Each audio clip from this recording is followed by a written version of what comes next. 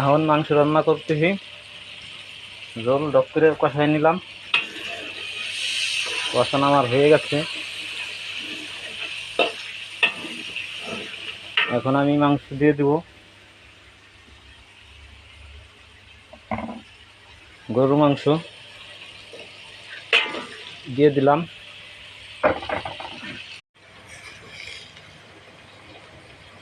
এখন আমি একটু চিনি দিয়ে দেব যাতে মাংসটা সুন্দর মতো সিদ্ধ হয়।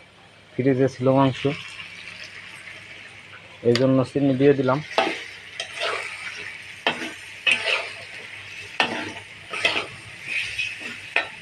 দেখতেই পারতেছেন আপনারা।